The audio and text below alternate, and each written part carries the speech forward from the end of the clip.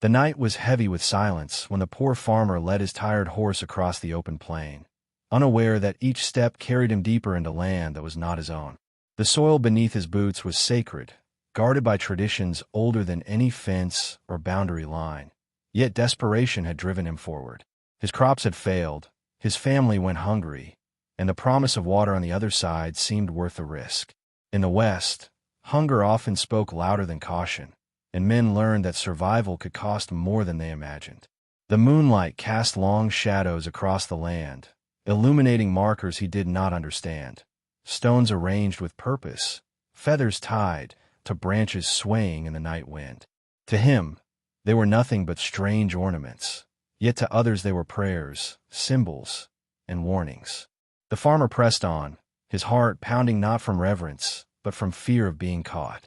And still, each step seemed to echo louder in the stillness, as if the earth itself knew a trespass was unfolding. When dawn broke, he realized he was not alone. Warriors stood at the ridges, silent and watchful, their faces carved with suspicion and pride. The village behind them stirred, its people gathering with eyes fixed on the stranger who had dared to cross their sacred ground. The farmer froze, the weight of 100 eyes pressing down on him, his small frame dwarfed by the enormity of the moment. What had begun as a simple act of survival now threatened to ignite something far greater than himself. The silence of that morning was sharper than any rifle, more dangerous than any blade. The farmer's mind raced. Would they see his hunger as weakness or his intrusion as insult? In the West, a man's fate could turn in an instant, shaped not by what he intended, but by how others chose to see him. And here, under the rising sun, two worlds faced each other, each holding its breath. By sunrise, the poor farmer's crossing had become more than an act of desperation. It was a spark, a moment where survival and tradition collided, where fear and pride wrestled in the hearts of all who witnessed it. No one yet knew whether the day would end in blood or in understanding, but one truth was certain: the land remembered, and the choices made upon it would echo far beyond that morning. The warriors did not move at first. They stood like statues carved from the very rock of the land, their silence heavier than any threat. The farmer, gripping the reins of his weary horse, felt the weight of centuries pressing against his shoulders. He had not come with weapons, only desperation, yet desperation could be mistaken for arrogance. His heart pounded as he lowered his eyes, knowing that in the Old West, a man's posture often spoke louder than his words. One of the elders stepped forward, his voice deep and measured, carrying the authority of generations.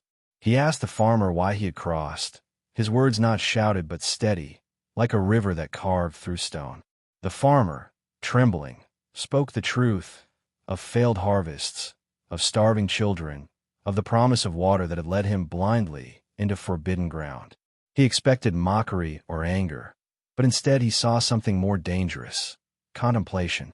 The people murmured among themselves, torn between outrage and pity. To many, the land was sacred, every step guarded by memory and prayer. To others, the sight of a desperate man reminded them of their own struggles, for the West spared no one from hardship. The collision of cultures was not only in the soil beneath their feet, but in the hearts of those who watched, weighing survival against tradition. The farmer's presence forced them to confront questions that had long lingered unspoken. Was sacred ground meant to protect the past, or could it also provide hope for the present? And if the land was truly holy, would it curse a man for crossing, or bless him for seeking life? The people debated in whispers, each answer carrying the weight of consequence. As the sun climbed higher, the standoff grew more intense. The farmer stood alone against 100 eyes, his fate balanced on the fragile thread of perception. He had crossed in desperation, but now he stood at the edge of something greater. The possibility that his act of survival might force two worlds to see one another not as enemies, but as mirrors of the same struggle. The elder raised his hand, and the murmurs fell silent. He studied the farmer for a long moment before gesturing toward the sacred spring that shimmered beyond the ridge.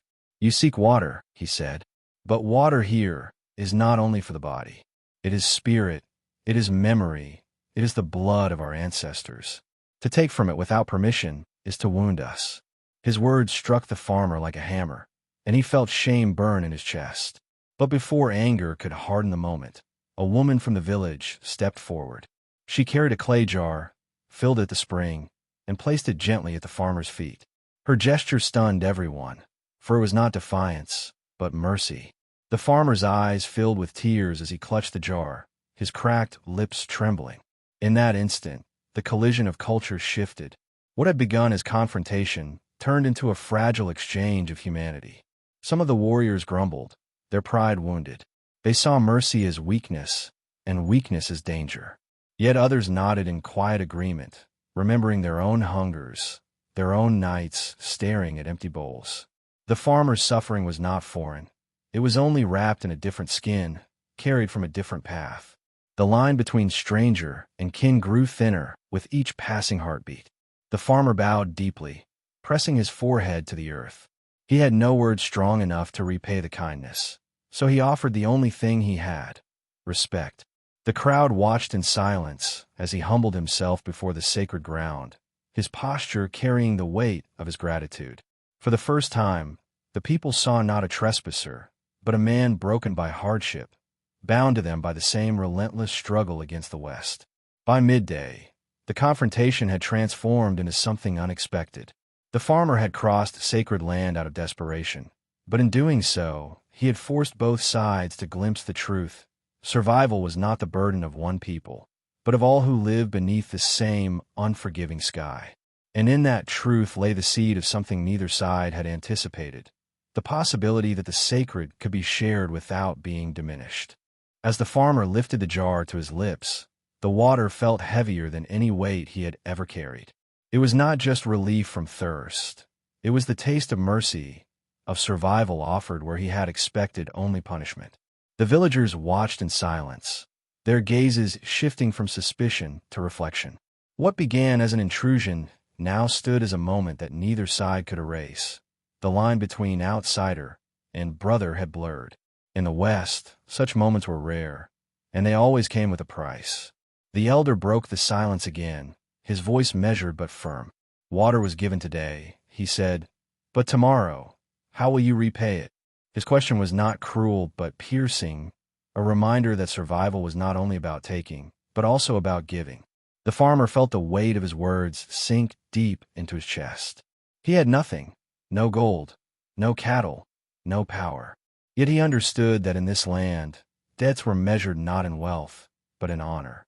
He rose slowly, his head still bowed. "I have nothing to offer," he confessed, "but my hands.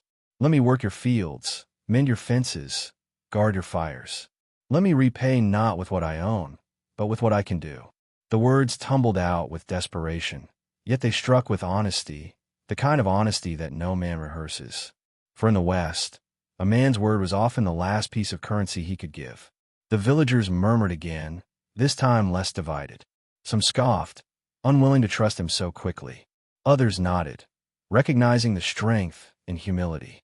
And the elder, though silent for a time, finally spoke with a nod, "Then work you shall. But remember, trust is not won in a single sunrise. It is carved like stone over many seasons." The crowd dispersed, leaving the farmer with his new burden. Not rejection, not punishment, but the chance to prove himself. That night, as he sat alone with his horse beside the campfires of those who had once considered him an intruder, the farmer realized that his crossing had already changed him. He had not only sought water for survival, he had stumbled into a new bond, one forged in desperation, but sealed by the fragile thread of trust. And trust, in the West, was the most sacred ground of all. Days turned into weeks, and the farmer worked with a quiet determination. From dawn until dusk, he carried stones, cut wood, repaired fences, and labored alongside those who once looked at him with suspicion. His hands bled, his back ached, but he never complained. Slowly, the people began to see that his promise had not been empty. Respect in the West was not given easily, but through sweat and perseverance, he began to earn it one task at a time. Children, once kept away from him, now followed at his side, fascinated by his persistence. They asked him about his failed farm, about his family, about why he had risked his life for water. He answered with honesty, never hiding his shame. And in doing so, he revealed a truth they could not ignore. That hunger and hope were languages everyone understood, no matter the boundary lines between them. The women began to share bread with him, not as charity, but as recognition of his efforts. The men, at first reluctant, eventually allowed him to join them in hunts and patrols. He was still not one of them, but he was no longer a stranger either. The crossing of sacred land had become more than an act of desperation. It was now a bridge slowly built from mistrust toward acceptance. Yet, beneath this fragile peace, tension simmered. Some elders still believed that allowing him to stay dishonored their ancestors. They whispered that the West punished those who blurred boundaries, and that one man's survival could bring an entire people into conflict with traditions that had protected them for generations. The farmer felt their eyes on him, sharp as blades, waiting for the moment he would falter. But each sunrise reminded him of why he had crossed in the first place. He saw in the faces of his children, now fed, now smiling, the reason he bore every suspicion, every whisper. For him, survival was not only his own, it was theirs, and that gave him a strength no accusation could strip away. In the West, love and hunger were the only powers greater than fear, and both now lived in him like fire. One evening, as the sky burned orange and shadows stretched across the plains, the farmer was invited to share a meal with the elders. It was a gesture he did not take lightly, for such an invitation carried both honor and risk. Around the fire, he sat in silence, listening to the stories of battles fought long before his time, of promises made to protect the sacred land he had once trespassed. Every word reminded him of how fragile his place still was, how a single misstep could undo all he had built. When the elder who first confronted him spoke, the air grew still. "You have worked, and you have kept your word," the old man said. "But know this, every step you take here echoes in the bones of those who came before us. Do you believe your hands can honor what your feet once defied?" The question was not meant to humiliate him, but to test the depth of his understanding. The farmer lowered his head and answered softly, "A man cannot undo his trespass, but he can spend his life proving it was not in vain." The response struck something deep in the circle. Some nodded, seeing humility where they once expected pride. Others remained skeptical, their faces carved with doubt. In the West, trust was not sealed with words, but with seasons of proof. Yet the farmer's willingness to bear his fault openly planted a seed that silence could not erase. For the first time, the elders did not speak of him as an intruder, but as a man standing at the edge of belonging. Still, beneath the glow of the fire, one truth lingered. Acceptance by a few did not guarantee acceptance by all. There were those in the village who still whispered that the farmer's presence cursed the land, that by sunrise they would suffer misfortune for letting him stay. And though no blade had yet been drawn against him, the farmer sensed the danger in every cautious glance, in every hushed word. The storm of tradition still circled, waiting for its chance to break. That night, lying awake under the stars, he realized that his journey across sacred land had not ended when he received water. It had only begun. Survival had brought him here, but destiny now demanded something greater, to bridge a divide that had existed for generations. And in the silence of the plains, he understood. The land itself had tested him, and its true trial was still unfolding. The test came sooner than anyone expected. At dawn, riders appeared on the horizon, strangers armed and ruthless, looking for cattle and blood. The village stirred in panic, the cries of children echoing as families gathered their meager possessions. The men readied their weapons, their faces pale with the memory of raids that had scarred them before. In that moment, fear threatened to undo all the fragile trust they had built. But the farmer stepped forward. Though he had no title, no authority, his voice carried the weight of one who had crossed fire and shame. He reminded them of the traps he once built to guard his failing farm, of the ways the land itself could be turned into a shield. His words were not commands, but offers, a desperate plea to use every ounce of knowledge he carried to protect not just himself, but all of them. The elders hesitated. Could a man who had once trespassed now guide them against their enemies? Doubt flickered in their eyes, but desperation has a way of bending pride. Finally, The elder gave a single nod, granting the farmer a chance.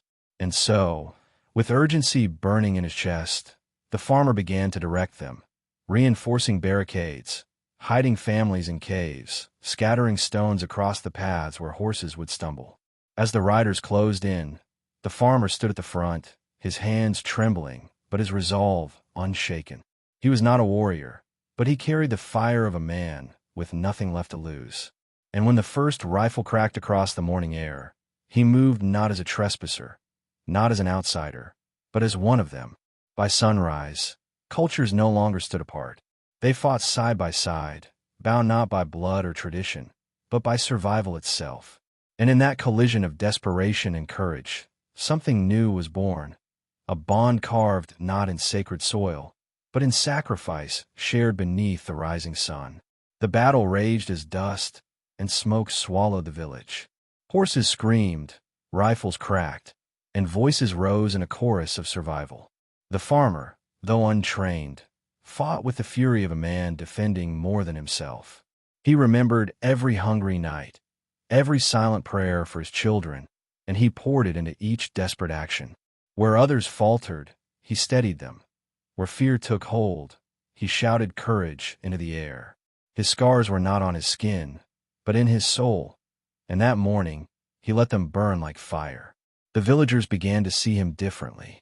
Men who had once whispered against him now followed his lead, carrying out the traps and strategies he had suggested. The women moved with sharp resolve, guiding the children to safety while keeping watch with stones and blades in hand. Even the elders, standing at the edges of the fight, could no longer deny that the poor farmer they had once despised was standing as one of their own. But the riders were fierce, their greed sharpened by hunger and pride. They pressed harder, forcing the defenders back step by step. Smoke curled through the air as flames licked at the edges of homes. For a moment, despair threatened to break them, until the farmer's voice rose above the chaos. "Stand! This land is not theirs to take." His cry was not a command, but a plea, one that struck at the very heart of those fighting beside him. The villagers answered his call with renewed strength. They pushed back with every ounce of will left in them, turning fear into defiance. Children who watched from hiding would later tell how the farmer's figure, dusty and bloodied, looked almost larger than life, as if the land itself had lent him its strength. He was no longer a stranger who had crossed sacred ground. He had become part of the very ground itself. By the time the sun touched the horizon, the riders began to retreat, dragging their wounded and cursing the village they had underestimated. The people, though battered and bruised, still stood. And in the silence that followed, as smoke curled into the brightening sky, every eye turned to the farmer. They did not need words. The truth was written in the way they looked at him. He was no longer an intruder. He was theirs. That night, the village gathered around the fire, their faces lit by the flickering glow of survival. The air carried both exhaustion and relief, but also something new, a quiet reverence for the man who had once been a symbol of trespass. Children leaned against him, refusing to leave his side. The women offered him food before taking their own, and the men who had once mocked him now sat in silence, their pride too wounded to speak, but their respect too deep to deny. The elder stood slowly, his voice carrying the weight of all that had passed. "This man crossed our sacred land," he said, pausing to let the memories settle in their minds. "But today, he crossed into something greater. He fought not as an outsider, but as a brother. And in doing so, he has shown us that sacred ground is not only soil, but the bond between those willing to bleed for one another."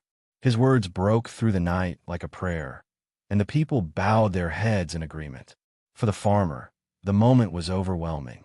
He had sought only water, a chance to keep his family alive, yet he had found something more, belonging carved not by birth, but by sacrifice. The same ground that had once threatened to bury him in shame now carried him with pride. His trespass had become his redemption, and his redemption had become their survival. But the West was never a land of simple endings. Even as the fire crackled, he knew storms would come again. Hunger would return, riders would ride, and pride would once more test the fragile bridges built that day. Yet he also knew that something had shifted forever. Cultures that had once stood apart had bled together in the dust, and no dawn could erase what had been forged in the fire of survival. As the flames burned low and the stars stretched across the endless sky, the farmer sat in silence, his heart heavy yet alive. He understood now that the land had never been just about boundaries or sacred lines. It was about the lives willing to defend it, the sacrifices made to honor it, and the unity carved from struggle. And in that truth, he realized, he had not only found water, he had found home. The following weeks carried a strange calm, as though the land itself was catching its breath after the clash.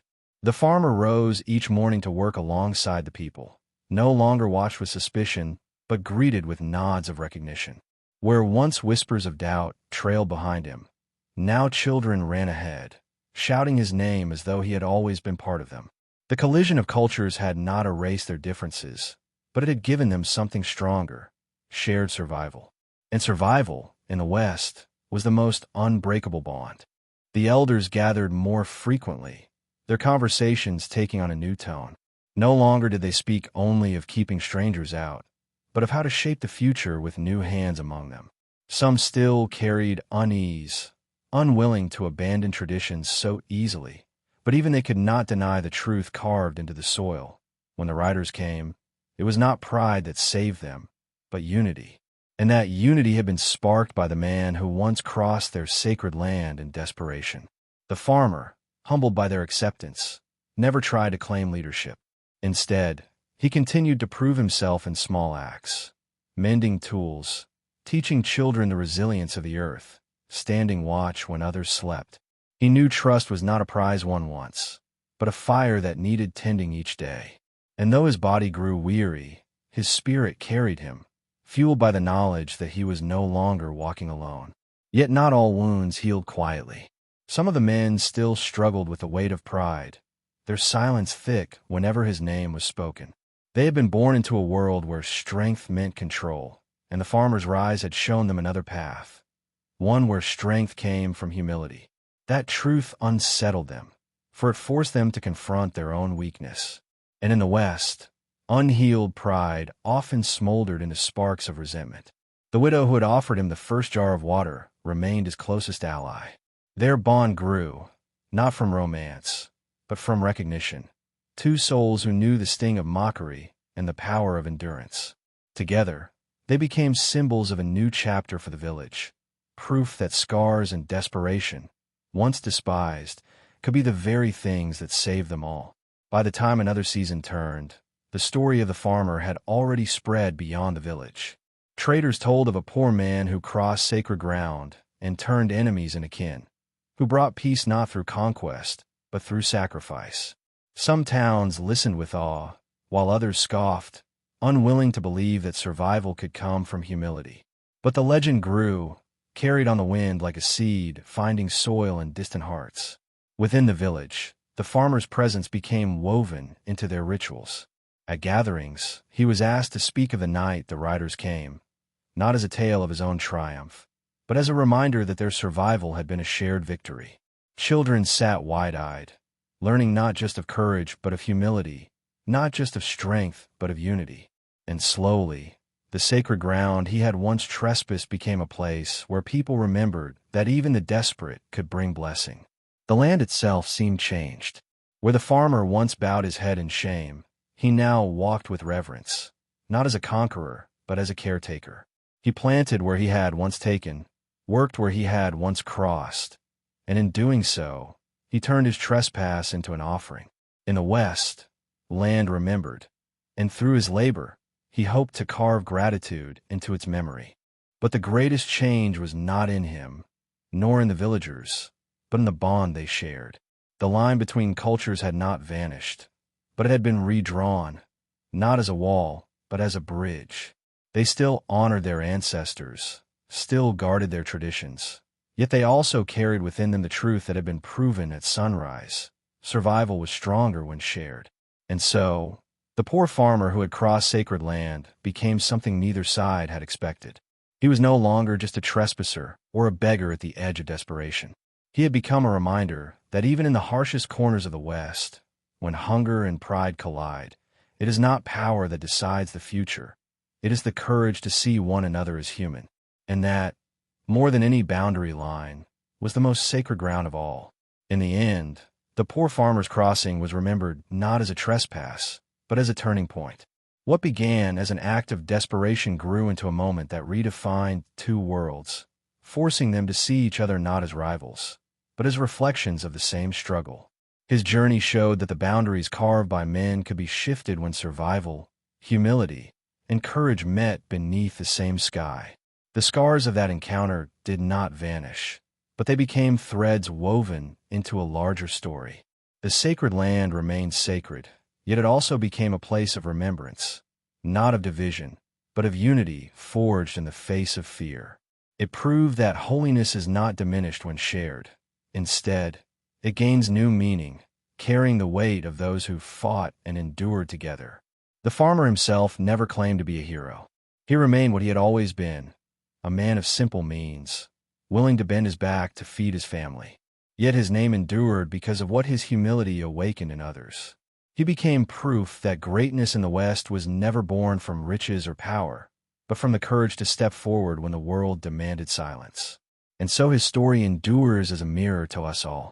How many times do we dismiss others because of where they come from, or what they lack, without seeing that their struggle is the same as ours? The farmer's crossing asks us to reconsider what is truly sacred. Is it the ground beneath our feet, or the lives we choose to protect upon it? The answer, like the land itself, belongs to those willing to carry it forward. If this tale stirred something within you, let it live beyond this moment. Share your thoughts in the comments, so that others may see what you have seen. Subscribe to the channel to continue walking through stories of the Old West that still echo today. And if this story touched you, leave a like, because each gesture, like each choice in the frontier, carries the power to keep memory alive and to remind us of what truly matters.